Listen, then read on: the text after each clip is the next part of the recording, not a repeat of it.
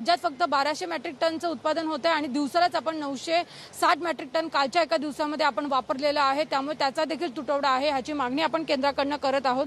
त्यामुळेच कुठेतरी लॉकडाऊनची गरज आहे असं मत जे आहे ते मुख्यमंत्री आणि मुख्य मांडलेलं आहे।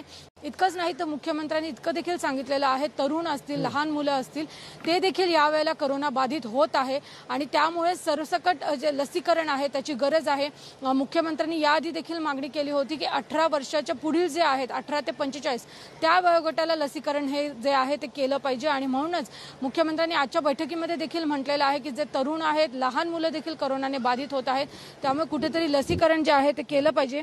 अशा पद्धतीने त्यांनी आजच्या बैठकीमध्ये जे आहे ते म्हटलेलं आहे आणि त्यामध्येच त्यांनी म्हटलेलं आहे की आता सर्वांनी एकत्र यायची गरज आहे। कुठेही राजकारण जे आहे ते झालं नाही पाहिजे। जे काही उद्योग सुरू आहेत त्यामध्ये जो काही कॅम्पस असेल तिथंच लोकांना एकत्र ठेवण्याची, कामगारांना एकत्र ठेवण्याची व्यवस्था देखील केली पाहिजे।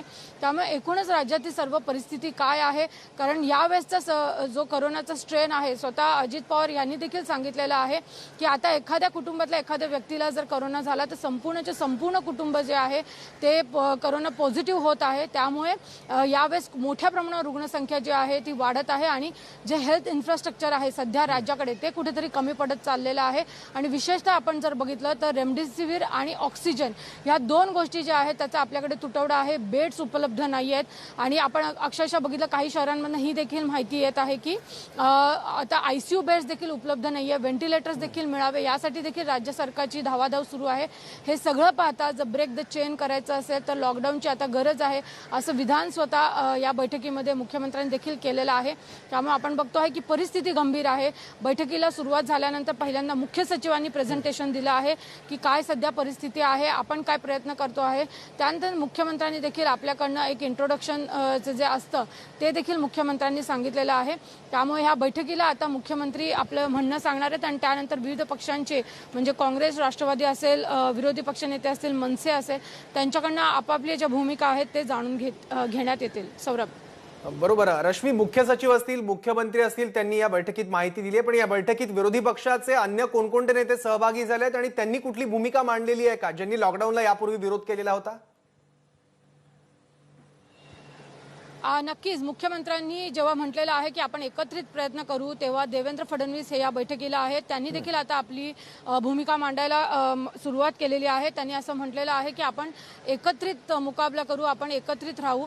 याआधी देखील देवेंद्र फडणवीस यांना जेव्हा मुख्यमंत्र्यांनी फोन केला होता तेव्हा त्यांनी हेच आश्वासन दिलं होतं की महाराष्ट्राच्या जनहितासाठी आपण एकत्र येऊ, यामध्ये कोणीही राजकारण करणार नाही। तर आजच्या बैठकीत जेव्हा मुख्यमंत्र्यांनी हे सांगितलं की परिस्थिती एवढी गंभीर आहे आणि आता आपण सगळ्यांनी एकत्र आलं पाहिजे, त्यावेळेला विरोधी पक्षनेते देवेंद्र फडणवीस जे आता या बैठकीमध्ये बोलत आहेत त्यांनी देखील म्हटलेलं आहे की आपण एकत्र येऊ, आपण एकत्र ह्याचा मुकाबला करू आणि सगळ्यांनी जेव्हा एकत्र निर्णय घेऊ तेव्हा ह्याची जनजागृती जी आहे ती केली पाहिजे, लोकांपर्यंत आपली जी भूमिका आहे ती मांडली पाहिजे।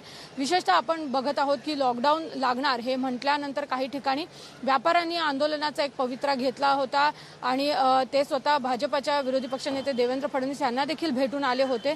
त्यामुळे असे जे घटक आहेत, नाराज घटक आहेत, त्यांची नाराजी कशी दूर करावी हे देखील एक आव्हान असणार आहे आणि तेव्हाच विरोधी पक्षांनी कुठेतरी सरकारला सहकार्य करावं हे राज्य सरकारकडनं आजच्या बैठकीत अपेक्षित आहे, जे त्यांनी म्हटलेलं आहे। आणि विरोधी पक्षनेते देवेंद्र फडणवीस यांनी देखील सांगितलेलं आहे की आपण या प्रकरणात एकत्र येऊया, आपण एकत्र ह्या सर्व परिस्थितीचा मुकाबला करूया असं त्यांनी आश्वासन आजच्या या बैठकीत दिलेलं आहे। आता देवेंद्र फडणवीसच या बैठकीमध्ये बोलत आहेत।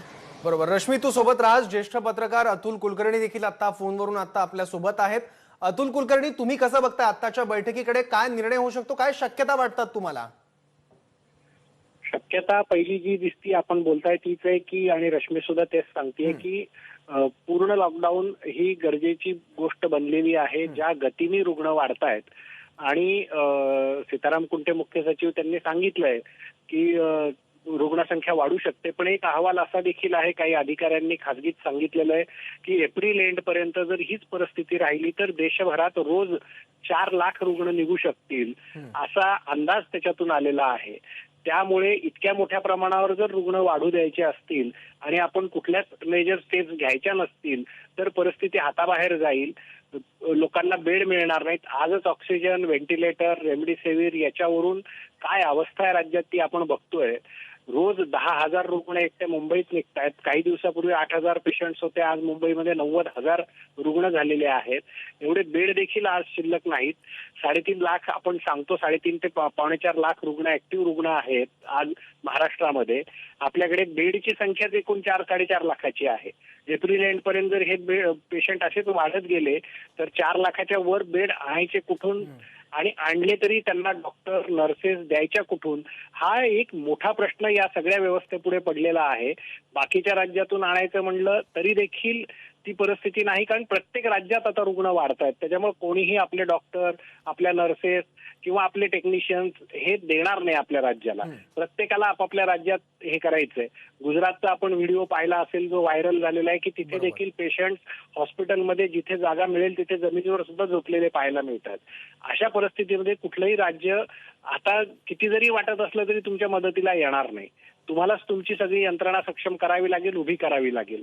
त्यामुळे या सगळ्या परिस्थितीमध्ये कडक लॉकडाऊन हा एक मार्ग आहे, आणि जर तो करू द्यायचा नसेल तर लोकांनीच ही जबाबदारी आता घेतली पाहिजे. लोक मास्क न लावता फिरताना आपण पाहिलेत, तुम्हीच एबीपी माझावर कितीतरी असे फुटेज दाखवलेले आहेत की बिना मास्कचे लोक फिरतायत, सॅनिटायझर वापरत नाहीत, हात धुवत नाहीत. छोट्या छोट्या काळजीच्या गोष्टी आहेत. याच जर आपण करणार नसू आणि सगळंच सरकारवर ढकलून मोकळं होणार असू तर केंद्रातलं सरकार असो, राज्यातला असो नाही, प्रत्यक्ष ब्रह्मदेव जरी येऊन बसला तरी ही परिस्थिती सुधारणार नाही. शेवटी आपली देखील काही जबाबदारी आहे एक आम आदमी म्हणून. आपण ती किती पार पाडतो हा प्रश्न प्रत्येकाने स्वतःला विचारला पाहिजे. आणि दुर्दैवाने ते न झाल्यामुळेच आज ही रुग्णसंख्या इतक्या मोठ्या प्रमाणावर वाढलेली आहे. त्यामुळे लॉकडाऊन शिवाय पर्याय नाही, हाच सूर त्या बैठकीतून देखील समोर येतोय. सगळे नेते देखील त्यांना आता गांभीर्य जाणवलेलं आहे परिस्थितीचं. पुण्यामध्ये प्रकाश जावडेकरांनी मिटिंग घेतली, त्यांचा देखील परवाच्या पत्रकार परिषदेतला सूर आणि आजचा सूर बघितला तर जमीन आसमानचा फरक आहे. आपण मिळून या संकटाचा मुकाबला करू असं ते म्हणतायत. देवेंद्र फडणवीसही तेच म्हणतायत. कुठेतरी परिस्थितीची जाणीव आणि गांभीर्य आता सगळ्यांनाच व्हायला लागलेलं आहे. त्यामुळे लॉकडाऊन शिवाय पर्याय मला तरी वाटत नाही काय आहे. तुम्ही म्हणतात लॉकडाऊन हा शेवटचा पर्याय वाटतोय, मग लॉकडाऊन हा शेवटचा पर्याय की ती एक प्रकारे आपल्या यंत्रणांची, आरोग्य व्यवस्थेची हतबलता आहे? हतबलता म्हणता येणार नाही त्याला. त्याचं कारण असं की जेव्हा कोरोना गेल्या वर्षी सुरू झाला त्यावेळी आपल्याकडे 3 लॅब होत्या. आज आपल्याकडे 550 लॅब झालेल्या आहेत 1 वर्षाच्या आत. आपल्याकडे त्यावेळी 8,000 बेड होते, आज आपल्याकडे 4-4.5 लाख बेड आहेत. व्हेंटिलेटर आले, ऑक्सिजनची सोय झाली. पण ज्या गतीने रुग्ण वाढत आहेत त्या गतीने ही यंत्रणा तेवढी, त्या वाढण्याला एक मर्यादा आहे. डॉक्टर्स आणायची कुठून? जरी तुम्ही बेड तयार कराल, तुम्ही ऑक्सिजनची व्यवस्था कराल. आता कारखान्यांचा ऑक्सिजन बंद करून पेशंटला ऑक्सिजन द्यायचा निर्णय FDA मंत्री राजेंद्र शिंगणे यांनी घेतलेला आहे. पण ऑक्सिजन द्याल तुम्ही, व्हेंटिलेटर द्याल, बेड द्याल, पण ते बघणारे डॉक्टर, नर्सेस आणि लॅब टेक्निशियन्स कुठून आणाल तुम्ही? बरोबर. अतुल कुलकर्णी सर, तुम्ही सोबत राहाच. मी एकदा रश्मीकडे जातो. बैठकीत नेमकं काय घडतंय ते तिच्याकडून आपण जाणून घेऊयात. रश्मी, काय घडतंय बैठकीत आता? काय अपडेट्स आहेत? जसं मी सांगते, विरोधी पक्ष नेते देखील जे आहेत त्यांच्याकडची माहिती आता बैठकीमध्ये देत आहेत. त्यांनी देखील हेच सांगितलेलं आहे की साधारण ऑक्सिजन असेल, रेमडेसिवीर असेल, त्याचा खूप मोठ्या प्रमाणावर जो आहे तुटवडा जाणवत आहे. आणि रेमडेसिवीर जे औषध आहे ते बाहेर जात आहे, त्याला देखील कुठेतरी थांबवायला पाहिजे. एक आपण जसं मगाशी देखील एक मुद्दा मांडला व्यापाऱ्यांचा आहे.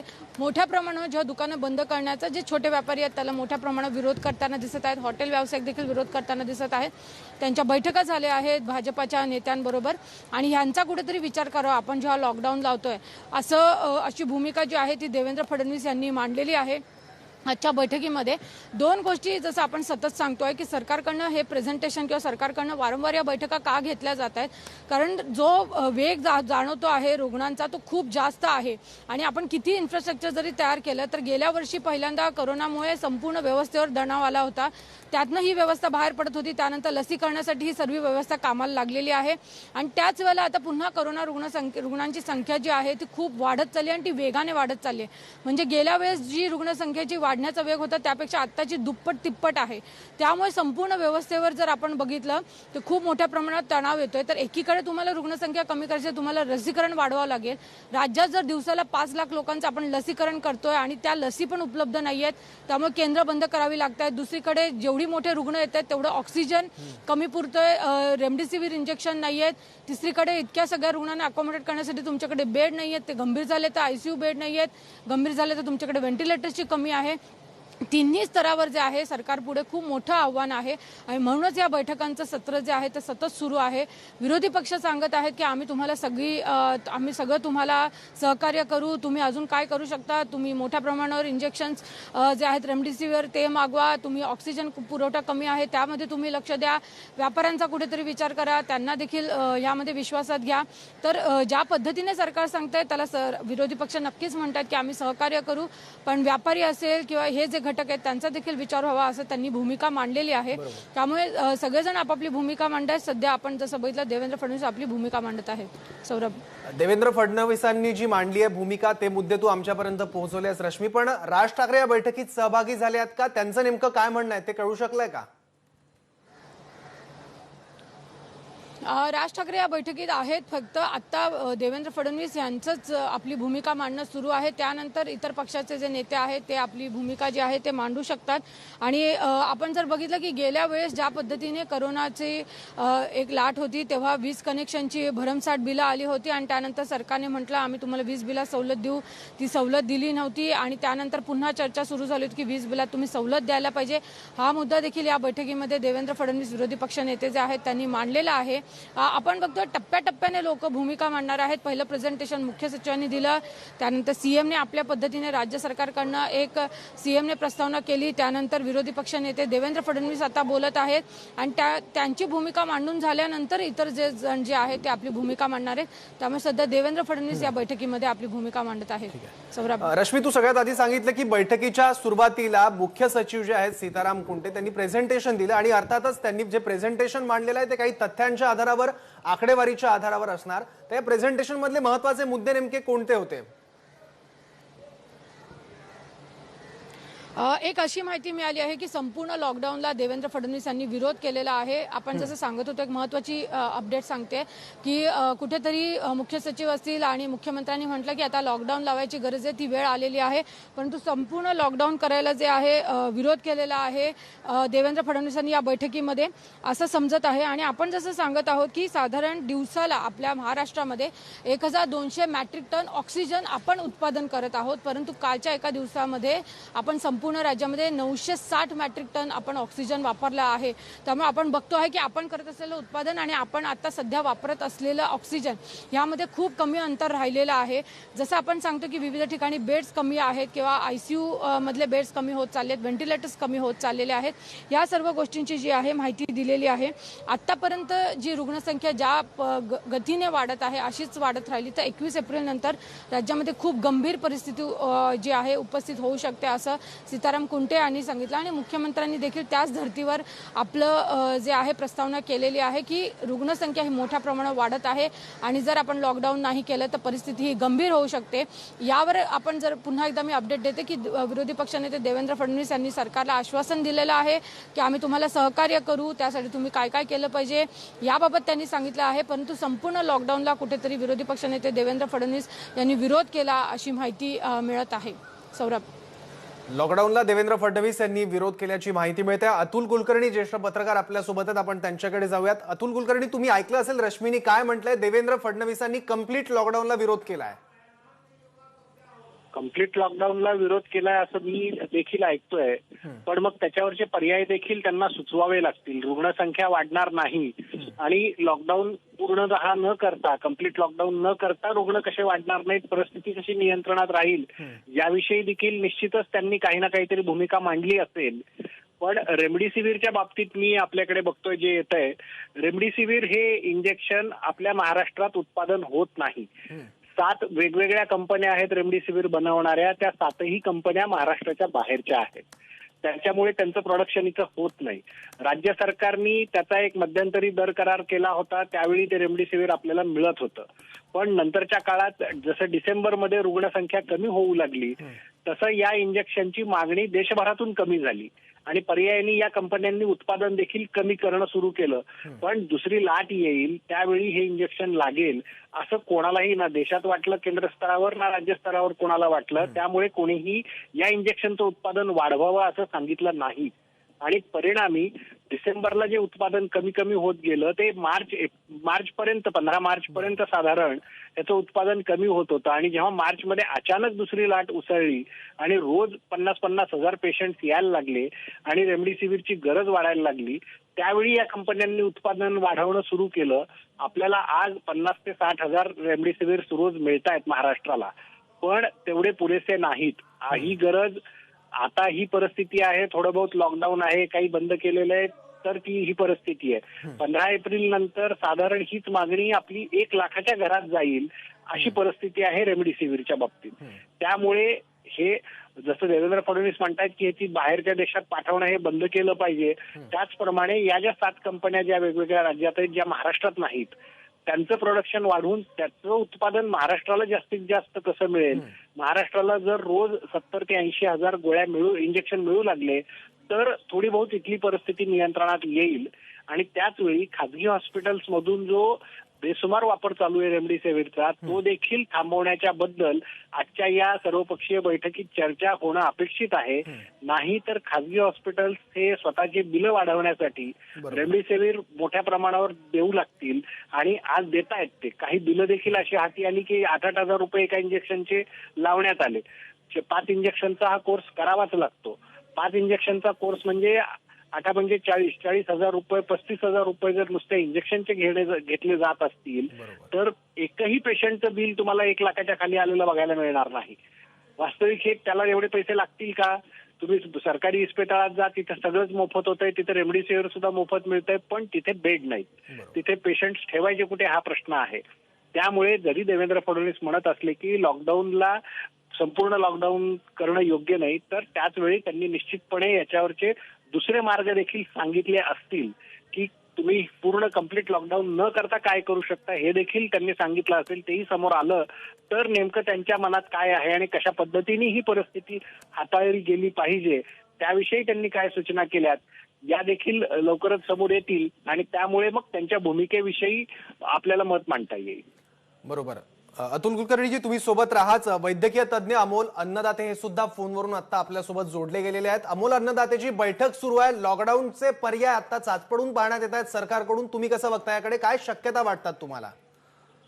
काय आपण आता सेकंड वेव्ह मध्ये आहोत. सेकंड वेव्हचं पीकही अजून पीकच्या आसपास आपण आता चाललोय. काय आहे की याच्याकडे आपल्याला सार्वजनिक आरोग्याच्या दृष्टिकोनातून 2 गोष्टी बघाव्या लागतील की मागच्या लॉकडाऊनमध्ये लॉकडाऊनमुळे झालेले आर्थिक सामाजिक परिणाम, त्याच्यातून झालेले मृत्यू, लॉकडाऊनमुळे इतर आरोग्य ज्या समस्या निर्माण होत आहेत किंवा ज्या आधीपासून असलेल्या आरोग्य समस्याही ज्या झालेल्या आहेत ते, आणि कोरोनाचं मॅनेजमेंट. लॉकडाऊनचं मुख्य जे नियोजन, जे कारण आहे ते आपल्याला सगळ्यांनाच माहिती आहे की आपल्या आरोग्य व्यवस्था उभारणे. आणि आपण या सेकंड वेव्हच्या अशा स्टेजला आहोत, एक्सक्लुझिव्ह स्टेज जी असते कम्युनिटी ट्रान्समिशनच्याही पुढची, म्हणजे समाजामधलं फिरणारा याच्या पुढचाही हा एक्सक्लुझिव्ह स्टेजला. आता आपण फक्त आकडे थांबवणं याच्यापेक्षा मृत्यू थांबवणं हे आता आपल्या समोरचं मुख्य ध्येय असलं पाहिजे. आणि ते लॉकडाऊननी साध्य होणार नाही. आणि याला जरी माननीय मुख्यमंत्री म्हणत असतील की पर्याय नाही आहेत, पण याला पर्याय 100% आहेत. लसीकरणाचा वेग वाढवणं, ज्या लसी आहेत केंद्राकडून जास्तीत जास्त लसी मिळवणं हे तर आहेच आहे. पण आज बघा पुण्याची परिस्थिती अशी आहे, आज पुण्यामध्ये आणि इतर अनेक शहरांमध्ये या पॅन्डेमिकच्या इतिहासातला एक काळा दिवस आहे. पुण्यामध्ये आज बेड नाहीये, ऑक्सिजन नाहीये, रेमडेसिवीर नाहीये, टोक्लिझुमॅब नाहीये, प्लाझ्मा नाहीये, अँब्युलन्स नाहीये, व्हेंटिलेटर नाहीये. अहो, या सगळ्या गोष्टी जर नसतील, उद्याही नसतील, परवाही नसतील, तेरवाही नसतील, तर आपल्याला या लॉकडाऊनचं करायचं काय? याच्यामुळे आपण फक्त लॉकडाऊनमुळे मृत्यू वाढवू, कोरोनामुळे होणारे मृत्यू तसेच राहणार आहेत. आणि आपण अशा स्टेजला आहोत की आज तुम्ही ऐकत असाल बऱ्याच लोकांना त्यांना कोविड होतोय आणि आपण लॉकडाऊनचा इम्प्लिमेंटेशनचा अनुभव घेतलाय. आपल्याकडे जो 100% जो लॉकडाऊन, ज्याच्यात एकही व्यक्ती बाहेर दिसत नाही, असं लॉकडाऊनचं इम्प्लिमेंटेशन आपल्याकडे शक्यच नाहीये. हे आपण मागच्या वेळी अनुभव घेतलाय.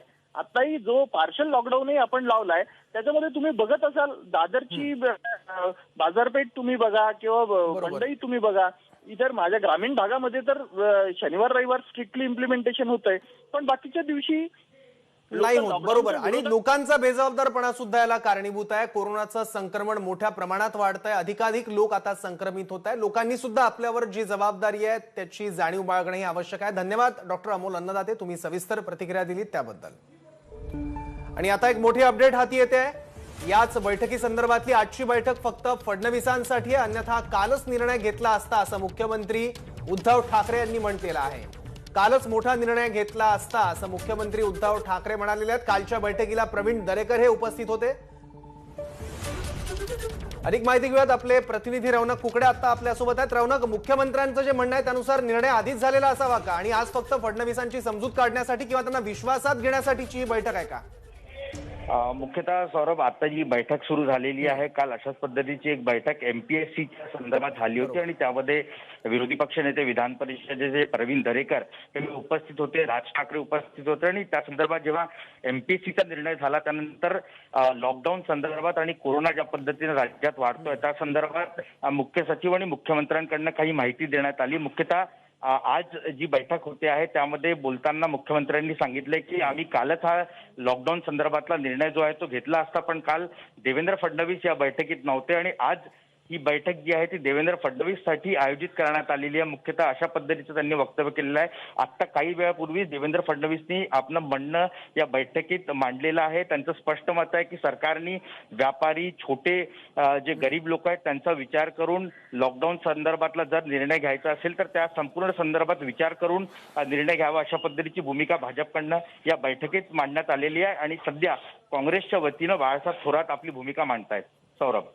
ठीक आहे, धन्यवाद रौनक या सगळ्या माहितीबद्दल. आपण रश्मी पुराणिक यांच्याकडे जाऊयात बैठकीचे अपडेट्स जाणून घेण्यासाठी. रश्मी, आता बैठकीत नेमकं काय घडतंय? आता उद्धव ठाकरे जे बोलले फडणवीस यांच्या संदर्भात त्यानंतर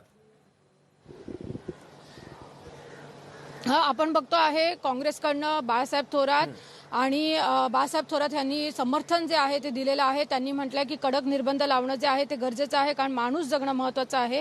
अजून एक महत्वाचा मुद्दा बाळासाहेब थोरात यांनी हा मानलेला आहे की रेमडेसिवीरचे जे 2 उत्पादक आहेत, जसं आपल्याला मगाशी अतुल सरांनी सांगितलं की रेमडेसिवीर जे औषध इंजेक्शन आहे ते महाराष्ट्रात तयार होत नाही, ते बाहेरून तयार होतं आणि आपण बाहेरच्या राज्यातनं आणतो.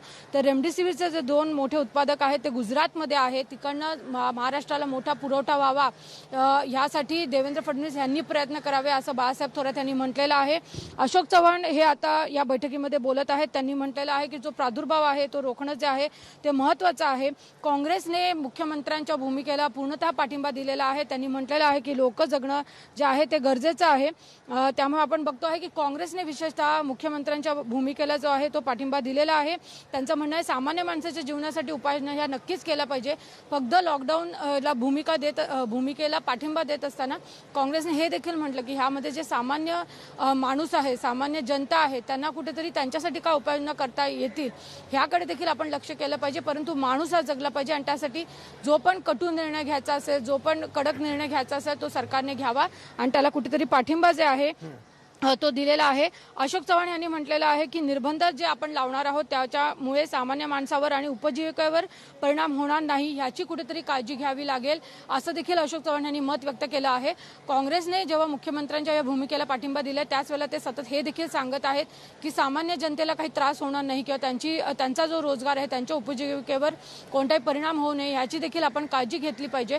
त्यामुळे नेमकी आपण काय करू शकतो याचा विचार केला पाहिजे जेव्हा आपण लॉकडाऊन सारखं पाऊल उचलणार आहोत. लोकांचा जीव वाचला पाहिजे त्यासाठी नक्कीच कडक पावलं उचलावी, परंतु सामान्य जनतेसाठी देखील त्यांचा उपजीविका, त्यांची रोजगार वाचावा यासाठी देखील सरकारने पावलं उचलावी अशी भूमिका बाळासाहेब थोरात आणि अशोक चव्हाण यांनी बैठकीमध्ये मांडली आहे. आणि सध्या अशोक चव्हाण जे आहेत ते आपली बैठक जी आहे, आपलं जे भूमिका आहे ते मांडत आहेत. बरोबर. रश्मी, तू अपडेट्स देत. आपण अतुल कुलकर्णी यांच्याकडे जाऊयात. अतुल कुलकर्णी यांच्यासोबत आपला संपर्क आता होत नाही, पण त्यांच्यापर्यंत जाण्याचा आपण प्रयत्न करणार आहोत. त्यांचं मत सुद्धा जाणून घेण्याचा प्रयत्न करतोय. पण आता बैठक सुरू आहे, सगळ्यात महत्वाची. या बैठकीत राज्यात लॉकडाऊन लागणार की नाही याबाबतचा अंतिम निर्णय होणार आहे. त्यामुळे संपूर्ण राज्याचं लक्ष या बैठकीकडे लागलं आहे. निर्बंध लावताना लोकांचा, व्यापाऱ्यांचा विचार व्हावा, तो करणं आवश्यक आहे असं फडणवीस या बैठकीत म्हणाले आहेत. रिपोर्ट तातडीनं मिळावेत म्हणजे प्रसार कमी होईल असंही फडणवीसांनी म्हटलेलं आहे. आपण पुन्हा एकदा या सगळ्या बैठकीत नेमकं काय घडतंय हे जाणून घेण्यासाठी रश्मी पुराणिककडे जाऊयात. रश्मी, फडणवीसांची भूमिका कळू शकलेली आहे. राज ठाकरे यांनी नेमकं काय म्हटलंय किंवा ज्यांचा लॉकडाऊनला विरोध आहे त्यांनी इतर कुठले पर्याय सुचवलेले आहेत का? जसं आपण बघतोय की आता फक्त बैठकीमध्ये विशेषतः मंत्री जे आहेत ते बोलत आहेत. जसं मी तुला सांगितलं की पहिल्यांदाच मी तुम्हाला थोडा क्रमवार सांगते. पहिला मुख्य सचिवांनी प्रेझेंटेशन दिलं की राज्यामध्ये सध्या काय परिस्थिती आहे, किती बेड्स आहेत ते सांगितलं. मग मुख्यमंत्र्यांनी प्रस्तावना केली. मग विरोधी पक्षनेते देवेंद्र फडणवीसांनी यावर वक्तव्य केलेलं आहे. त्यानंतर मंत्री बाळासाहेब थोरात बोललेले आहेत आणि आता अशोक चव्हाण बोलत आहेत. त्यामुळे पहिल्यांदा मुख्यमंत्र्यांनी असं म्हटलेलं आहे की आपल्याला लॉकडाऊन लावावं लागेल, त्याशिवाय आपल्या पुढे काही पर्याय नाही. त्यावेळेला देवेंद्र फडणवीस यांनी म्हटलेलं आहे की नक्कीच आम्ही तुम्हाला सगळं सहकार्य करू, आम्ही राजकारण करणार नाही. परंतु त्यावेळेला त्यांनी म्हटलेलं आहे की संपूर्ण लॉकडाऊनला आमचा विरोध राहील. त्यानंतर बाळासाहेब थोरात यांनी म्हटलेलं आहे की त्यांनी समर्थन केलेलं आहे मुख्यमंत्र्यांच्या या भूमिकेला. त्यांचं म्हणणं आहे की कटू निर्णय घ्यायची वेळ आली असेल तर तुम्ही कटू निर्णय घ्या. काँग्रेस त्यांच्या बरोबर आहे, परंतु असं निर्णय घेत असताना मात्र कुठेतरी सामान्य लोकांचं रोजगार उपजीविका जे आहे त्याकडे देखील लक्ष दिलं पाहिजे. अशोक चव्हाण यांनी देखील अशीच भूमिका मांडली. आणि अजून एक मुद्दा अशोक चव्हाण यांनी म्हटलेला आहे की ह्या ज्या बैठका होत आहेत त्या बैठकांनंतर सर्वच्या सर्व मंत्री जे आहेत ते बोलतात आणि मग ते काहीतरी विधान करतात आणि त्यामुळे गोंधळ होतो. त्यापेक्षा ह्या ज्या बैठका होत आहेत सरकारचा जो निर्णय आहे त्याचं ब्रीफिंग नीट व्हावं. त्या ब्रीफिंगसाठी ठरवून सांगावं कोणते मंत्री बोलणार आहेत, नेमकी काय निर्णय घेतलेला आहे आणि तसेच जी माहिती आहे ती बाहेर दिली पाहिजे. नाहीतर अन्यथा लोकांमध्ये गोंधळ होतं. हा एवढ्यासाठी त्यांनी उल्लेख केलेला आहे की गेल्या रविवारी जेव्हा कॅबिनेट झाली ते कॅबिनेट नंतर विविध मंत्र्यांनी व्हीसीच्याच माध्यमातून कॅबिनेट झाली होती आणि त्यानंतर बैठक झाल्यावर अनेक मंत्र्यांनी यावर बाईट दिले होते. काही मंत्र्यांनी काही माहिती दिली, काही मंत्र्यांनी वेगळी माहिती दिली. यामुळे थोडा लोकांमध्ये गोंधळ निर्माण झाला होता आणि म्हणूनच अशोक चव्हाण यांनी या बैठकीमध्ये देखील सांगितलेलं आहे सरकार जो निर्णय घेणार आहे त्याचं योग्य ब्रीफिंग, त्याची योग्य माहिती जी आहे ती लोकांना दिली पाहिजे. त्या नाहीतर मग गोंधळ उडतो. त्यामुळे माहिती देताना सरकार काय निर्णय घेते ही देखील माहिती वेळेत बाहेर गेली पाहिजे असं त्यांनी सांगितलेलं आहे.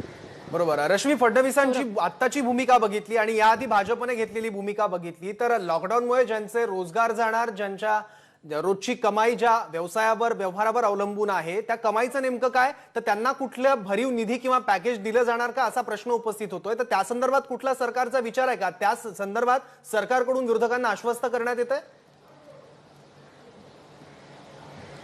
अजूनही मी जसं सांगितलं की आता फक्त सगळे जे मंत्री आहेत किंवा जे विरोधी पक्ष नेते ते आपली भूमिका मांडत आहेत.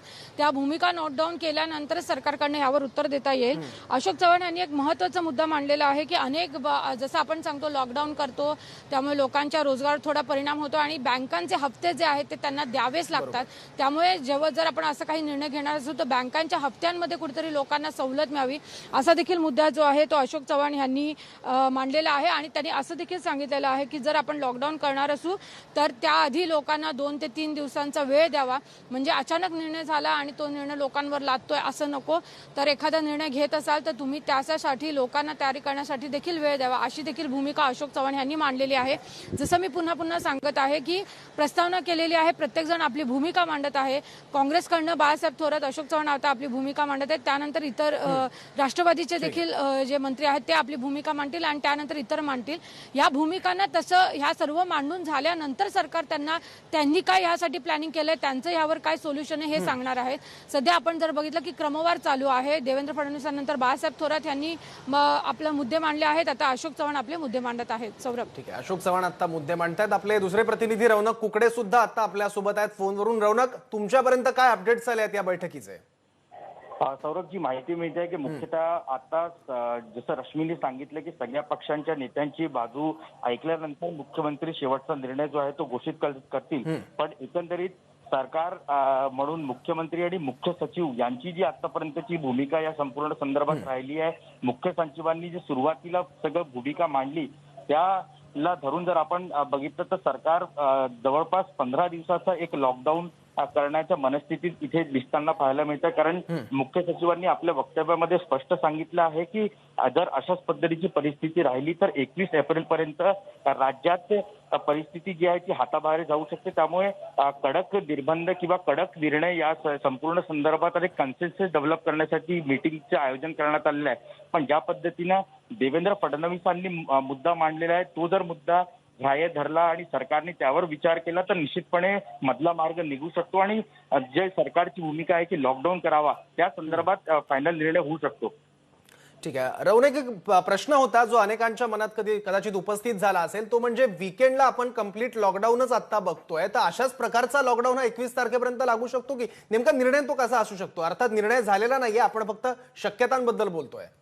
सौरभ, मुख्यतः जी केंद्र सरकारची कमिटी होती, आपल्याला आठवत असेल की त्यांनी एक रिपोर्ट महाराष्ट्र सरकारला दिला होता आणि अशी विनंती केली होती की ज्या पद्धतीची चेन ब्रेक करायची आहे कोरोना संदर्भातली, ती जर करायची असेल तर फक्त वीकेंडचं लॉकडाऊन लावून काही अर्थ राहणार नाही, संपूर्ण लॉकडाऊन करण्याची व्यवस्था जी आहे ती करावी लागेल. आणि अशाच पद्धतीचा विचार सरकार दरबारी सुरू असल्याची माहिती जी आहे ती उपलब्ध होते आणि त्यामुळे कदाचित आज जी ही सर्वदलीय बैठक चं आयोजन मुख्यमंत्र्यांकडनं करण्यात आलंय ते यासाठी करण्यात आलंय की सर्वांचा एक कन्सेन्सस तयार करावं आणि सरकारला जो निर्णय घ्यायचा आहे त्या संदर्भात सगळ्यांनी सहकार्य करण्याची अपेक्षा आहे. त्यामुळे आज जर सगळ्यांची अशाच पद्धतीची भूमिका राहिली तर निश्चितपणे 1-2 आठवड्यांचं कंप्लीट लॉकडाऊन करण्याच्या मनस्थिती सरकार इथे दिसताना पाहायला मिळते. अंतिम निर्णय अजून व्हायचा आहे.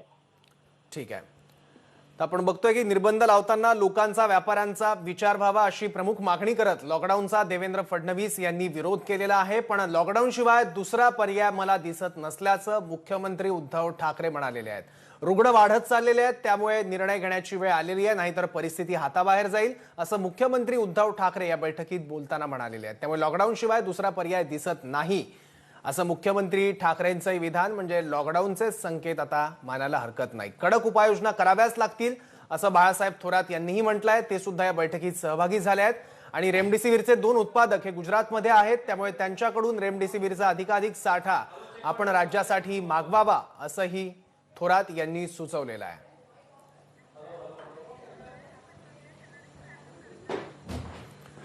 तर लॉकडाऊनचा निर्णय घेण्याआधी जनतेला काही वेळ द्यावा अशी भूमिका काँग्रेसचे नेते आणि मंत्री अशोक चव्हाण यांनी घेतलेली आहे या बैठकीत.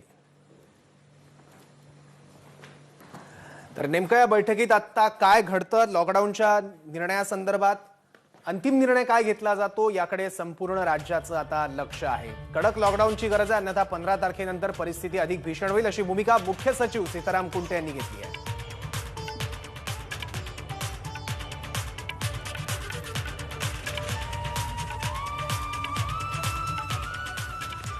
तर या सगळ्या बैठकीवर, घडामोडींवर आपलं लक्ष असेल. पुढचं बुलेटिन घेऊन येतोय माझा सहकारी Ashwin. Headlines brought to you by Suhana मसाले. खाया खिलाया तो मजा आ गया.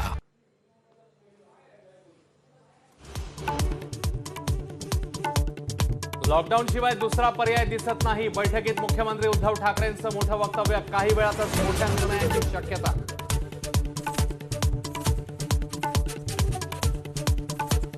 मुंबईतल्या एका रुग्णालयात लॉबीतच कोरोना रुग्णांवर उपचार. उद्योगपती हर्ष गोयंका यांच्याकडनं व्हिडिओ ट्विट.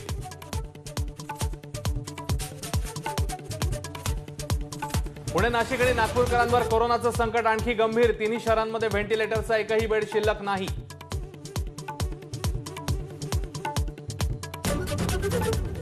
नाशिकमध्ये रेमडेसिवीरच्या तुटवड्याविरोधात रुग्णांच्या नातेवाईकांचं तीव्र आंदोलन. तर इंजेक्शन घरी तयार होत नाही, भुजबळांची प्रतिक्रिया. विरोधकांचं मात्र टीकास्त्र.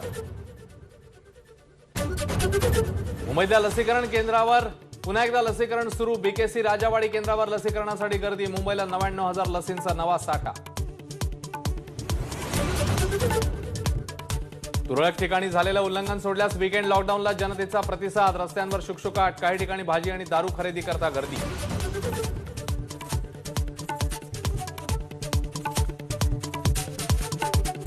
नमस्कार, मी अश्विन बापट. संध्याकाळचे 6 वाजता आपण बघताय महाराष्ट्र देशा एबीपी माझावर. अत्यंत मोठी बातमी सुरुवातीला.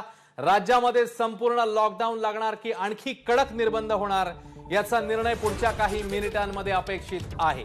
सध्या एक अत्यंत महत्त्वाची बैठक सुरू आहे ज्याच्यामध्ये मुख्यमंत्र्यांसह वरिष्ठ नेते आणि मंत्रीगण उपस्थित आहेत. लॉकडाऊन शिवाय सध्या तरी दुसरा पर्याय दिसत नाही असं अत्यंत मोठं वक्तव्य मुख्यमंत्र्यांनी केलंय. एक रुग्ण 25 जणांना बाधित करत असल्यामुळे साखळी तोडणं हे गरजेचं आहे असं देखील मुख्यमंत्री म्हणाले. आता निर्णय घेण्याची वेळ आलेली आहे असंही त्यांनी सांगितलंय. त्यामुळे पुढचे काही तास किंवा काही मिनिटांमध्ये कदाचित राज्यामध्ये एक मोठा निर्णय अपेक्षित आहे. गेल्या 1 तासापासून मुख्यमंत्र्यांसह प्रमुख मंत्री आणि विरोधी पक्षातले नेते यांची एक महत्त्वाची बैठक सुरू आहे. तर या बैठकीमध्ये मुख्यमंत्री उद्धव ठाकरे नेमकं काय म्हणाले जाणून घेऊया. कडक लॉकडाऊनची गरज आहे, अन्यथा 15 एप्रिल नंतर स्थिती भीषण होईल. अत्यंत महत्वाचं वाक्य. निर्णय घेण्याची हीच वेळ आहे, दुसरा पर्याय नाही. कारण सध्या लहान मुलं, तरुण हे देखील बाधित होत चाललेले आहेत. एका रुग्णामुळे 25 जण बाधित होतात. कोरोनाची ही साखळी तोडणं सध्याच्या घडीला अत्यंत आवश्यक. रुग्णांचं ट्रेसिंग करणं हे अवघड आहे, त्यामुळे निर्णय घेण्याची हीच वेळ आहे. हाच तो क्षण आहे जेव्हा हा निर्णय जो आहे तो घेणं गरजेचं आहे.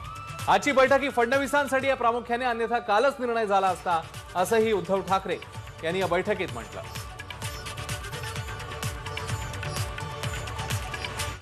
तर राज्याचे सचिव सीताराम कुंटे यांनी देखील या बैठकीमध्ये प्रेझेंटेशन केलेलं आहे. त्यांनी नेमके कोणते मुद्दे मांडलेत तेही बघूया. कडक लॉकडाऊनची गरज आहे, अन्यथा परिस्थिती 15 एप्रिल नंतर भीषण होईल असं त्यांनी देखील या ठिकाणी अधोरेखित केलंय. महाराष्ट्रात आज 35,000 कोरोना रुग्ण ऑक्सिजनवर आहेत. महाराष्ट्रामध्ये 1,200 मेट्रिक टन ऑक्सिजनचं उत्पादन सुरू आहे. सध्याचे फॅक्ट्स अँड फिगर्स त्यांनी समोर आणलेले आहेत. रुग्णांची संख्या अशीच वाढत राहिली तर मात्र 15 एप्रिल नंतर परिस्थिती भीषण होऊ शकते, गंभीर होऊ शकते. त्यामुळे कडक लॉकडाऊन हाच आत्ताच्या घडीला पर्याय आहे असं या दोघांनीही सूचित केलंय. तर विरोधी पक्षनेते देवेंद्र फडणवीस हे देखील बैठकीला उपस्थित आहेत. त्यांनी नेमके कोणते मुद्दे मांडलेत तेही बघूया. रिपोर्ट तातडीने मिळावेत म्हणजे प्रसार कमी होईल असं म्हणतायत विरोधी पक्षनेते देवेंद्र फडणवीस. रेमडेसिवीरचा तुटवडा आहे, त्यामुळे राज्य सरकारने हस्तक्षेप करावा. परराज्यात आणि परदेशात जाणारं रेमडेसिवीर हे रोखलं पाहिजे असंही फडणवीस यांनी या ठिकाणी नमूद केलं. ऑक्सिजन बेड्स पुरवणं हे आवश्यक आहे, कारण त्याची रिक्वायरमेंट, त्याची मागणी वाढते. निर्बंध लावताना लोकांचा, व्यापाऱ्यांचा विचार करावा असंही फडणवीस यांनी या ठिकाणी म्हटलेलं आहे. तेव्हा एक अत्यंत महत्वाची बैठक. पुढच्या काही दिवसांमध्ये नेमकं काय होणार, याबद्दल काय सुरू ठेवता येईल याचाही विचार प्रामुख्याने करा असंही फडणवीस यांनी इकडे सुचवलेलं आहे. ज्यांचे व्यवसाय चालणार नाहीत त्यांना मदतीचा विचार करा अशी देखील मागणी फडणवीसांनी केली आहे. राज्य सरकारने लोकांना मदत करावी, लोकांचं वीज कनेक्शन तोडू नये, अत्यंत महत्वाची मागणी. मंदिरांवर अवलंबून असलेले लोक तसंच केशकर्तनालय यांच्या मदतीचा विचार व्हावा.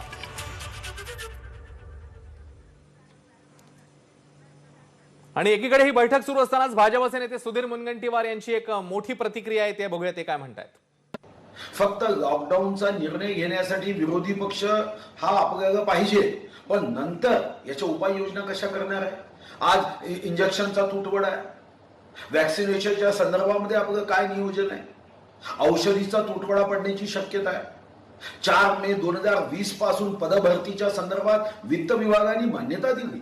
वित्त विभाग सहजपणे मान्यता देत नाही, पण वित्त विभागाने मान्यता दिली. आजपर्यंत आपण डॉक्टर्स असतील, BAMS डॉक्टर्स असतील, त्यांना नियुक्त्या देण्याचा विषय असेल, त्यांचं ट्रेनिंग करण्याचा विषय असेल, सफाई कामगार असेल. आज चंद्रपूर जिल्ह्यामध्ये 7 महिने झाले ज्यांचा आपण कोविड योद्धा म्हणून गौरव करतो, सत्कार करतो. 7 महिन्यापासून तुम्हाला वाटलं नाही का की ज्यांनी कोविडमध्ये काम केलं? आम्ही सर्व नेते तर सावधानीने राहतो, पण जे गरीब, ज्यांच्या हातावर पोट आहे, त्यांनी मेडिकल कॉलेजमध्ये जाऊन 7 महिने सेवा दिली आणि आम्ही तांत्रिक कारणाने 7 महिन्यापासून त्यांच्या परिश्रमाचा मोबदला दिला नाही. चिंतन करणार आहोत की नाही? काही मनन करणार आहोत की नाही? विद्यार्थ्यांच्या संदर्भात आमच्या काय भूमिका असणार आहे? 10वीच्या विद्यार्थ्यांच्या संदर्भात परीक्षेच्या बद्दल काय भूमिका आहे? 12वीच्या संदर्भात काय भूमिका आहे? या राज्यामध्ये आपण गरीब कल्याण पॅकेज देणार आहोत की नाही? आम्ही एकीकडे आमदार निधी वाढवला, आर्थिक अडचण आहे असं एकीकडे सांगितलं, दुसरीकडे आमदार निधी वाढवला. सगळं स्वागत आहे. आम्ही असं समजलो की या वर्षात आमदार निधी 1 कोटींनी वाढवला, 3 कोटीचे 4 कोटी केले, सरकारचं स्वागत केलं. पण दुसरीकडे मात्र जाऊन जाऊन लोकांच्या घरी, त्या गरीब लोकांची थट्टा करत, अरे ही लोकशाही गरिबांच्या परिश्रमावर, खांद्यावर उभी आहे आणि तुम्ही जाऊन त्यांचे कनेक्शन कापता. ही होती सुधीर मुनगंटीवार यांची प्रतिक्रिया. आणि आता थेट पुन्हा एकदा बैठकीचं अपडेट घ्यायला जाऊया. आमच्या प्रतिनिधी रश्मी पुराणिक त्या बैठकीवर बारकाईने लक्ष ठेवून आहेत. रश्मी, 1 तासभर उलटून गेलेला आहे, विविध नेते मतं मांडतायत, पण सध्या तरी या बैठकीतला सूर हा संपूर्ण लॉकडाऊनच्या दिशेने जातोय असं म्हणता येईल. नक्कीच सरकारमधील महाविकास आघाडीमध्ये शिवसेना असेल, काँग्रेस असेल, यांचा जरी आत्ता रोग जो आपण बघितला, कारण आतापर्यंत मुख्यमंत्री बोललेले आहेत, त्यानंतर आपण जर बघितलं बाळासाहेब थोरात आणि अशोक चव्हाण यांनी भूमिका मांडलेली आहे आणि काँग्रेसने मुख्यमंत्र्यांच्या भूमिकेचं समर्थन केलेलं आहे. आत्ता थोड्या वेळापासून आरोग्यमंत्री राजेश टोपे जे आहेत ते आता माहिती देत आहेत. त्यांचं असं म्हणणं आहे की प्रधानमंत्र्यांनी महाराष्ट्राचं खूप मोठ्या प्रमाणावर कौतुक केलं होतं, कारण महाराष्ट्रामध्ये 75% जे आहे RT-PCR टेस्ट होत असतात. केंद्राने सगळ्यात जास्त जर काही सांगितलं असेल तर तुम्ही RT-PCR ज्या टेस्ट आहेत त्या करा, अँटीजन ज्या टेस्ट आहेत त्या तुम्ही जास्त करू नका. आणि महाराष्ट्र केंद्राने दिलेल्या ज्या नियमावली आहेत त्यानुसारच महाराष्ट्र कॉन्टॅक्ट ट्रेसिंग जे आहेत ते करत आहेत. आणि म्हणूनच टोपे यांनी असं म्हटलेलं आहे की 75% महाराष्ट्रामध्ये जे आहे त्या RT-PCRच्या ज्या टेस्ट आहेत त्या केल्या जातात, तर UP-मध्ये मात्र फक्त 90% ह्या अँटीजनच होत आहेत, रॅपिड टेस्टिंग होत आहे. त्यामुळे महाराष्ट्राचं मोठ्या प्रमाणात त्यांनी कौतुक केलं होतं. केंद्र सरकारच्या कमिटीने म्हटलेलं आहे आपल्याला टेस्टिंग आणि ट्रॅकिंग वाढवा. आणि त्याच वेळेला राजेश टोपे यांनी पुन्हा एकदा लसींचा जो मुद्दा आहे तो बैठकीमध्ये मांडलेला आहे. आम्ही जेव्हा अधिक लसी ज्या आहेत त्या मागत आहोत, केंद्राकडनं आम्हाला ज्या पद्धतीने लसी दिल्या पाहिजे त्या मिळत नाहीयेत. मुंबई आणि महाराष्ट्रातली अनेक लसीकरणाची जी केंद्र आहेत ती ठप्प राहिलेली आहेत. राजेश टोपे यांनी पुन्हा एकदा बैठकीमध्ये सांगितलेलं आहे की आम्ही कुठेही राजकारण करत नाही आहोत, आम्हाला या विषयाचं राजकारण करायचं नाहीये, पण खरंच ज्या पद्धतीने केंद्राकडनं आम्हाला लसी मिळाल्या पाहिजे त्या मिळत नाहीयेत. मुंबईत आणि महाराष्ट्रात अनेक केंद्र जी आहेत ती ठप्प आहेत आणि देवेंद्र फडणवीस यांनी पुढाकार घ्यावा, केंद्राकडनं अधिकच्या लसी ज्या आहेत त्या महाराष्ट्राला मिळवून द्याव्या, अशी भूमिका जी आहे ती राजेश टोपे यांनी आता बैठकीत मांडल्याची माहिती मिळते. आणि राजेश टोपे यांचं हेच म्हणणं आहे की सध्या आपल्याला फक्त आणि फक्त करोनाची लसच आहे ती वाचवू शकेल. ज्या पद्धतीने करोनाची रुग्णसंख्या वाढत आहे त्यावर जर आपल्याला काही करता येईल तर आपल्याला लसीकरण जे आहे ते वाढवावं लागेल. राज्यामध्ये सध्या दिवसाला 5 लाखापर्यंत आपण लसीकरण जे आहे त्याचा वेग जो आहे तो वाढवलेला आहे आणि आपल्याला केंद्राकडनं म्हणूनच अपेक्षा आहे की जास्तीत जास्त लस मिळावी, परंतु त्या लसी ज्या आहेत त्या मिळत नाहीये. आणि म्हणूनच राजेश टोपे यांनी सांगितलं आहे की केंद्राकडे देवेंद्र फडणवीस यांनी जरा मागणी करावी, मग आपल्याला मोठ्या प्रमाणात लस मिळू शकेल आणि आम्हाला ह्याचं राजकारण करायचं नाहीये. सध्या करोनाचा प्रसार जो आहे तो खूप मोठ्या प्रमाणावर वाढत आहे आणि लसीकरण हा एकमेव उपाय आहे ज्यामुळे आपण लोकांना वाचवू शकतो, असं प्रतिपादन जे आहे ते आरोग्यमंत्र्यांनी या बैठकीमध्ये केलेलं आहे. त्याचप्रमाणे त्यांनी हे देखील सांगितलं की बेडचं व्यवस्थापन आपल्याला कुठेतरी करावं लागणार आहे. आधी देखील जर आपण बघितलं होतं, विशेषतः मुंबईमध्ये डॅशबोर्ड केला होता कोणत्या वॉर्डमध्ये कशा पद्धतीने बेड उपस्थित आहे. जर रुग्ण आढळला तर तुम्हाला BMCच्या त्या ज्या कंट्रोल रूम आहेत तिथं फोन करावा लागत होता, तिथं नोंद होत होती आणि त्यानंतर बेड जे आहेत ते अलॉट केले जात होते. राज्यामध्ये अनेक ठिकाणी बेड नाहीये किंवा ICU बेड नाहीयेत, अशा तक्रारी देखील वाढत चाललेल्या आहेत. आणि म्हणूनच या बैठकीमध्ये टोपे यांनी म्हटलेलं आहे की बेडचं व्यवस्थापन आपल्याला कुठेतरी करावं लागणार आहे. त्यांनी जे महत्त्वाचे मुद्दे राजेश टोपे मांडत आहेत ते हेच सांगत आहेत की एकतर आपल्याकडे जास्त रुग्णसंख्या दिसते कारण आपण जास्तीत जास्त RT-PCRची टेस्ट करतोय जे UP सारख्या राज्यामध्ये होत नाहीये. दुसरीकडे आपल्याला लसीकरण हे वाढवावंच लागेल आणि लसीकरण हा एकमेव पर्याय की ज्यामधनं आपण लोकांना वाचवू शकतो आणि आपल्याला केंद्राकडनं जो अपेक्षित प्रतिसाद आहे तो येत नाहीये. म्हणून देवेंद्र फडणवीस यांनी जरा दिल्लीमध्ये आपलं वजन खर्च करावं आणि ह्यामध्ये कोणतेही राजकारण आम्ही करत नाही आहोत. त्याचप्रमाणे पुन्हा एकदा राजेश टोपे यांनी ऑक्सिजनचा देखील मुद्दा मांडलेला आहे. त्यांचं म्हणणं आहे की ऑक्सिजनसाठी देखील आपण केंद्राकडे मागणी करत आहोत आणि देवेंद्र फडणवीस यांनी पुन्हा एकदा केंद्राला सांगावं, लस असेल किंवा ऑक्सिजन असेल यासाठी दिल्लीमध्ये सांगावं आणि त्याचा पुरवठा आपल्याला उपलब्ध करून द्यावा, कारण राज्यामध्ये खरंच ह्याची कमतरता भासत आहे. बेडचं देखील नियोजन केलं पाहिजे. हे जे मुद्दे आहेत ते आरोग्यमंत्र्यांनी बैठकीमध्ये मांडलेले आहेत. रश्मी, जसं आपण म्हणतोय वेगवेगळे नेते वेगवेगळे मंत्री इकडे मुद्दे मांडतातच आहेत, मात्र 2 प्रामुख्याने वक्तव्य याच्यातली मी जर तुला सांगितली तर त्या अनुषंगाने आपल्याला आता बोलावं लागेल. एक तर देवेंद्र फडणवीस म्हणतायत की काय सुरू ठेवता येईल याचा विचार करा, तर दुसरीकडे अशोक चव्हाणांचं असं वाक्य समोर येत आहे की या लॉकडाऊनचा मध्यबिंदू आता आपल्याला शोधावा लागेल. याचा अर्थ अजूनही सर्व सहमती होत नाहीये आणि त्याच्यामुळे काय सुरू ठेवता येईल या दृष्टीने देखील बैठकीत विचार होतोय आता. ह्या दोन्ही भूमिका वेगळ्या पद्धतीने बघितल्या पाहिजेत, कारण काँग्रेसने मुख्यमंत्र्यांची जी लॉकडाऊनची भूमिका आहे त्याला कुठेतरी समर्थन दिलेलं आहे. कुठेतरी विरोधी पक्षांचं म्हणणं असं आहे की व्यापाऱ्यांचं कुठेतरी ह्याला विरोध आहे आणि म्हणूनच संपूर्ण लॉकडाऊनला त्यांनी विरोध केलेला आहे. अशोक चव्हाण यांचं असं म्हणणं आहे की नक्कीच जे काही निर्णय घ्यायचा आहे तो तुम्ही घ्या, पण लोकांचा जो रोजगार आहे, उपजीविका आहे, याबाबत आपण विचार केला पाहिजे, म्हणून आपण मध्यबिंदू काढला पाहिजे. परंतु आपण जर बघितलं की बाळासाहेब थोरात यांनी म्हटलं जर तुम्हाला कटू निर्णय घ्यायचे करायची वेळ आली तर तुम्ही करा, परंतु सामान्य जनतेचा रोजगार कसा राहील याकडे देखील बघा. त्यामुळे काँग्रेसने आपली भूमिका जी आहे ती स्पष्ट केली की त्यांनी मुख्यमंत्र्यांच्या भूमिकेला पाठिंबा देत म्हटलेलं आहे की फक्त मग सामान्य जनतेच्या रोजगाराचं काय, त्यांच्या पोटापाण्याचं काय इथं आपण बघितलं पाहिजे आणि म्हणूनच तो मध्यबिंदू ही त्यांनी भूमिका मांडलेली आहे. तर भाजपचं म्हणणं आहे की व्यापारी असतील, व्यापार वर्ग असेल, त्यांनी कुठेतरी ह्याला विरोध केलाय, त्यांच्याबाबत काहीतरी तुम्हाला विचार करावा लागेल. जर लॉकडाऊन करणार असेल तर राज्य सरकार नेमकी ह्या घटकांना तुम्ही कशा पद्धतीने त्यांच्या इश्यूजला तुम्ही ॲड्रेस करणार असेल ते तुम्ही बघा आणि म्हणून त्यांनी संपूर्ण लॉकडाऊनला विरोध केलेला आहे. त्यामुळे नक्कीच आपण बघतो आहे की महाविकास आघाडीतील जे घटक पक्ष आहेत, काँग्रेसने आता तरी मुख्यमंत्र्यांच्या भूमिकेला पाठिंबा दिल्याचं आपल्याला चित्र दिसत आहे. प्रश्न असा आहे की ह्या सर्व बैठका होण्याचं कारण हे आहे की कोणतेही मोठा निर्णय घेत असताना विरोधी पक्षाला आपण विश्वासात घेतलेला आहे. जी प्रक्रिया सुरू आहे, जी सत्य परिस्थिती आहे ती समोर ठेवून नंतर हा निर्णय घेतलेला आहे, जेणेकरून की निर्णय घेतल्यानंतर राजकारण होऊ नये, जेणेकरून की निर्णय घेतल्यानंतर विरोध होऊ नये, यासाठी ह्या सर्व निर्णयाच्या मधील जे प्रमुख घटक आहेत त्यांच्याबरोबर ही बैठक करण्याचं म्हणूनच कारण आहे की सगळी परिस्थिती समोर ठेवली जात आहे. आणि मुख्यमंत्री असतील किंवा मुख्य सचिव यांच्या वक्तव्यानं तरी दिसत आहे की सरकारने कुठेतरी लॉकडाऊनच्या दिशेने सरकारने आपली पावलं टाकलेली आहेत. सरकार त्या निर्णयाप्रत जाण्याची दाट शक्यता आहे. फक्त त्याचं स्वरूप कसं असेल हे पाहावं लागेल, कारण सामान्य लोकांचा जो रोजगार आहे त्याला कुठेतरी धक्का बसू नये अशी देखील एक भूमिका जी आहे ती मांडण्यात येते आहे. आणि आरोग्यमंत्री हे सतत सांगत आहेत की आपल्याला बेड्स असतील, ऑक्सिजन असेल, रेमडेसिवीर असेल, लसी असेल, कोणत्या पातळीवर हे सरकार लढाई करत आहे हे कुठेतरी आरोग्यमंत्री सांगत आहेत.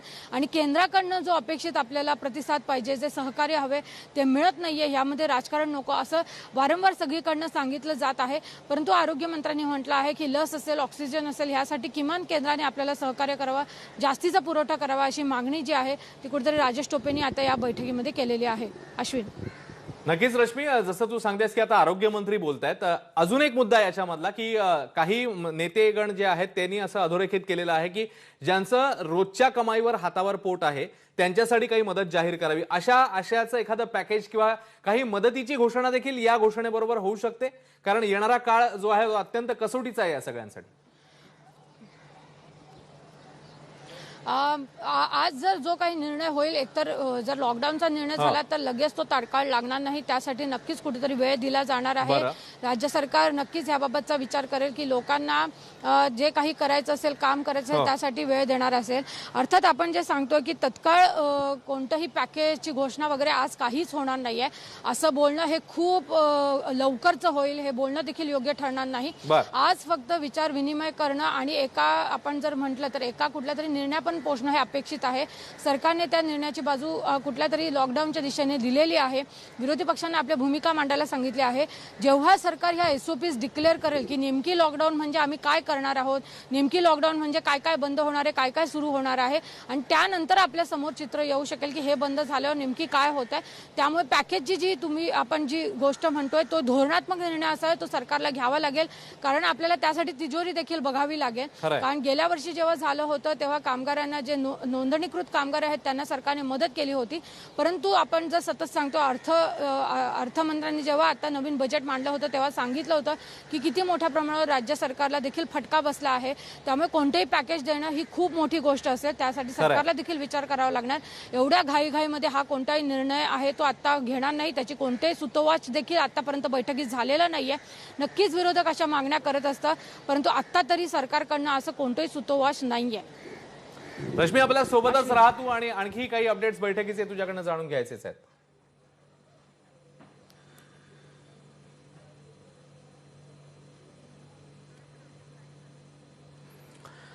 तेव्हा आता एक अत्यंत महत्वाची बैठक महाराष्ट्रामध्ये संपूर्ण लॉकडाऊन होणार की नाही या संदर्भातली, आणि आता मुख्यमंत्र्यांनी पुन्हा एकदा अधोरेखित केलेली गोष्ट ती म्हणजे लॉकडाऊन शिवाय सध्या तरी दुसरा पर्याय दिसत नाही. रौनक कुकडे आता बैठकीतले ताजे अपडेट्स द्यायला आपल्या सोबत आहेत. रौनक. अश्विन, सध्या काही वेळापूर्वीच आरोग्यमंत्री राजेश टोपे यांनी आपलं म्हणणं मांडलंय. मुख्यतः त्यांचं देवेंद्र फडणवीस यांनी जे मुद्दे उपस्थित केले होते त्या संदर्भात आपलं वक्तव्य त्यांनी या ठिकाणी केल्याचं पाहायला मिळालं. वॅक्सिन ज्या पद्धतीनं कमतरता महाराष्ट्रामध्ये वाढते त्या संदर्भात त्यांनी मुद्दा मांडला आणि त्यांनी देवेंद्र फडणवीस जे विरोधी पक्ष नेते आहे त्यांना विनंती केली आहे की त्यांनी केंद्र सरकारशी बोलून जास्तीत जास्त वॅक्सिन महाराष्ट्राला कशा पद्धतीने मिळावेत यासाठी प्रयत्न करावा। आणि दुसरं महत्वाचा मुद्दा त्यांनी मुख्य सचिव आणि मुख्यमंत्र्यांपुढे मांडण्याचा प्रयत्न केला तो म्हणजे की व्हेंटिलेटर्सची संख्या नागपूर, पुणे आणि मुंबई या शहरांमध्ये तात्काळ पद्धतीनं वाढवण्याची आवश्यकता आहे। या संदर्भात केंद्र सरकारची लवकरात लवकर बोलून त्या संदर्भात जे उपाययोजना करता येऊ शकतात त्या संदर्भातली करावी अशा पद्धतीची विनंती केली। आणि रेमडेसिवीर औषधा संदर्भात त्यांनी सांगितलं आहे मीटिंग्समध्ये की मुख्यतः सगळ्या कंपनीशी बोलणं सुरू आहे आणि लवकरात लवकर पुरेसा रेमडेसिवीरचा साठा राज्यात उपलब्ध होईल अशा पद्धतीची माहिती यावेळेस राजेश टोपेंनी दिली आहे। अश्विन, रौनक आपल्या सोबतच राहा तू। पुन्हा एकदा आपण एक नजर टाकूया की या बैठकीमध्ये कोणी कोणी नेमके काय काय मुद्दे मांडलेले आहेत। मुख्यमंत्री उद्धव ठाकरे ते असं म्हणालेले आहेत की कडक लॉकडाऊनची सध्या गरज आहे, अन्यथा 15 एप्रिल नंतर रुग्णांची स्थिती भीषण होऊ शकते। निर्णय घेण्याची हीच वेळ आहे, दुसरा पर्याय नाही असं मुख्यमंत्र्यांनी यावेळी सांगितलं। लहान मुलं, तरुण हे देखील बाधित होत आहेत आणि त्याच्यामुळे आता परिस्थिती अत्यंत गंभीर आहे। एका रुग्णामुळे 25 जण बाधित होऊ शकतात। कोरोनाची ही साखळी तोडणं हे आवश्यक आहे असंही मुख्यमंत्र्यांनी यावेळी सांगितलं। रुग्णांचं ट्रेसिंग करणं अवघड आहे, त्यामुळे निर्णय घेण्याची हीच वेळ आहे। पुन्हा पुन्हा मुख्यमंत्री ह्या अधोरेखित करतायत, त्यामुळे संपूर्ण लॉकडाऊनच्या दिशेने महाराष्ट्र जातोय का असा प्रश्न आता विचारला जातोय। दुसरं एक त्यांचं महत्त्वाचं वक्तव्य ती म्हणजे कालच निर्णय झालेला असता, कदाचित घेतला गेला असता, मात्र आजची बैठक ही फडणवीसांसाठी आहे। विरोधी पक्षनेते आहेत देवेंद्र फडणवीस, ते काल उपस्थित नव्हते। आजची बैठक प्रामुख्याने त्यांच्यासाठी आहे। तर सीताराम कुंटे राज्याचे मुख्य सचिव हे देखील बैठकीला उपस्थित आहेत। त्यांनी फॅक्ट्स अँड फिगर्स समोर आणलेले आहेत। कडक लॉकडाऊनची गरज आहे, अन्यथा 15 एप्रिल नंतर स्थिती भीषण होईल असं त्यांनी देखील म्हटलेलं आहे। महाराष्ट्रामध्ये आज 35,000 कोरोना रुग्ण ऑक्सिजनवर आहेत। महाराष्ट्रामध्ये 1,200 मेट्रिक टन ऑक्सिजनचं उत्पादन सुरू आहे। रुग्णांची संख्या अशीच वाढत राहिली तर 15 एप्रिल नंतर स्थिती गंभीर होईल असं देखील त्यांनी अधोरेखित केलं। त्यामुळे कडक लॉकडाऊनची गरज ही मुख्यमंत्री आणि त्यासोबतच मुख्य सचिव या दोघांनीही बोलून दाखवलेली आहे। विरोधी पक्षनेते देवेंद्र फडणवीस यांनी देखील मत मांडलेलं आहे। रिपोर्ट तातडीने मिळावेत म्हणजे प्रसार कमी होईल। आरटीपीसीआर चाचण्यांबद्दल त्यांना म्हणायचंय। रेमडेसिवीरचा तुटवडा आहे, त्यामुळे राज्य सरकारने हस्तक्षेप करावा। परराज्यात आणि परदेशात जाणारं रेमडेसिवीर हे रोखायला हवं असंही फडणवीस यांनी या ठिकाणी सुचवलेलं आहे। ऑक्सिजन बेड्स पुरवणं आवश्यक आहे, कारण आपण बघतोय ऑक्सिजन बेड्सची कमतरता ठिकठिकाणी जाणवते। निर्बंध लावताना लोकांचा, व्यापाऱ्यांचा विचार व्हावा। हे सगळे मुद्दे देवेंद्र फडणवीस यांनी मांडलेले आहेत। आणि आणखी एक महत्त्वाचा मुद्दा तो म्हणजे काय सुरू ठेवता येईल याचा विचार करावा। ज्यांचे व्यवसाय चालणार नाहीत त्यांना मदतीचा विचार करावा। राज्य सरकारने लोकांना मदत करावी, लोकांचं वीज कनेक्शन तोडू नये ही देखील मागणी देवेंद्र फडणवीसांनी समोर ठेवली आहे। मंदिरावर अवलंबून असलेले लोक, केशकर्तनालय यांच्या मदतीचा विचार व्हायला हवा। आम्ही राजकारण बंद करतो, पण तुमच्या मंत्र्यांना, सहकाऱ्यांना समज द्या असंही फडणवीस म्हणाले। तेव्हा काय सुरू ठेवता येईल याचा विचार होणं आवश्यक आहे। राज्य सरकारला पूर्ण सहकार्य केलं जाईल, मात्र काय सुरू ठेवता येईल हा विचार फार गरजेचा आहे।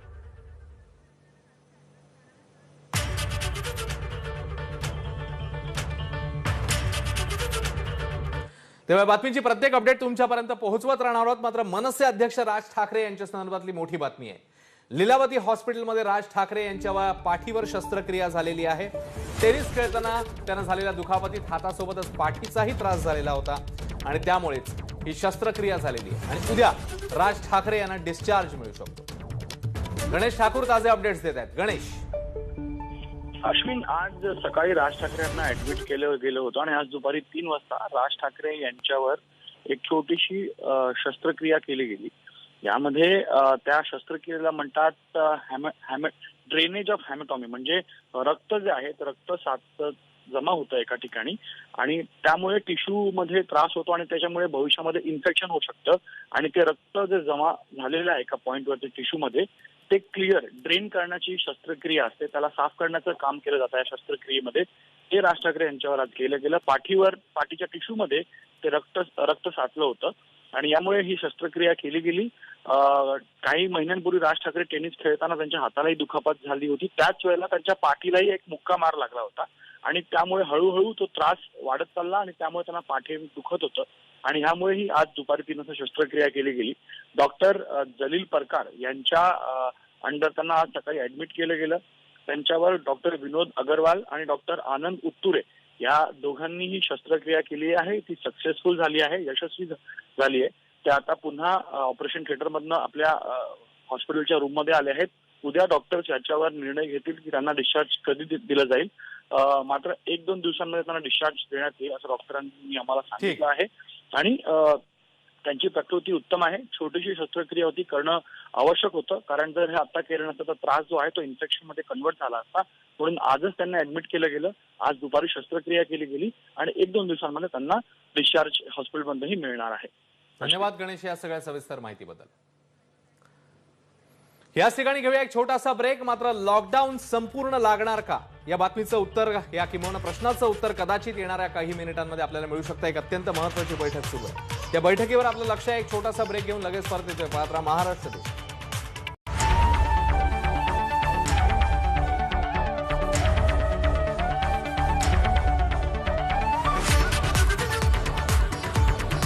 असं म्हणतात की प्रोफेशनल लाईफ मध्ये रंग येतो तेव्हा पर्सनल लाईफ फिकं पडतं. चूक, फक्त बॅलन्स असावा.